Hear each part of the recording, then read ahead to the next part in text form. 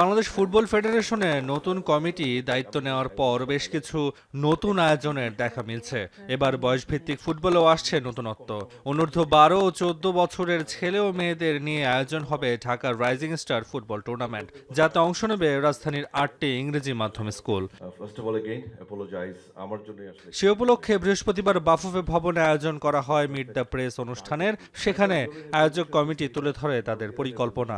তবে দেশের অতীত ইতিহাসে ইংরেজি মাধ্যম স্কুল কিংবা সচ্ছল পরিবার থেকে ফুটবলার উঠে আসার নজির কম। তাই প্রশ্ন ছিল, এই আয়োজনের মূল লক্ষ্যটা আসলে কি? ইংলিশ বেস স্কুল থেকে আসলে খুব একটা প্লেয়ার্সরা ফুটবল এজ এ প্রফেশন ওরা অ্যাকসেপ্ট করে না, হুইচ ইজ এ রিয়ালিটি, কোনো সন্দেহ নাই। But having said that, with all due respect again, আমরা বিএফএফ থেকে যে আয়োজনগুলি করি, আমরা কি করছি শুধু ন্যাশনাল টিম প্লেয়ার করার জন্য? তা না, কিন্তু football federation is not only for national team. Football federation is football. যেমন উনি বললেন, ওনার 12টা স্কুল চেয়েছে, 4টা স্কুল ওনারা আসতে পারে নাই, তাদের টিম নাই। এটা তো খুব স্যাড একটা জিনিস যে স্কুলে বাচ্চাদের টিম নাই। এটা কেন হয়েছে? এই মাইন্ডসেটের জন্য হয়েছে যে স্কুল থেকে কোনোদিন ন্যাশনাল টিম প্লেয়ার আসবে না। So we want to change that.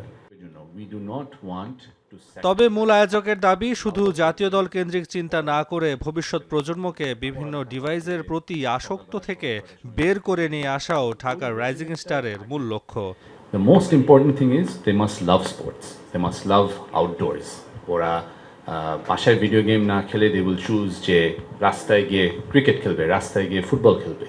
প্রথমে আমাদের এই জিনিসটা নিয়ে কাজ করতে হবে। এখান থেকে যদি 1 জন 2 জন 4 জন 10 জন বার হয়ে আসে, there is nothing like it. ওটা একটা বেনিফিট। শুক্রবার রাজধানীর ফর্টিস গ্রাউন্ডে শুরু হবে এই টুর্নামেন্ট। প্রতি শুক্র ও শনিবার হবে খেলা, যার পর্দা নামবে আগামী মাসের 9 তারিখ।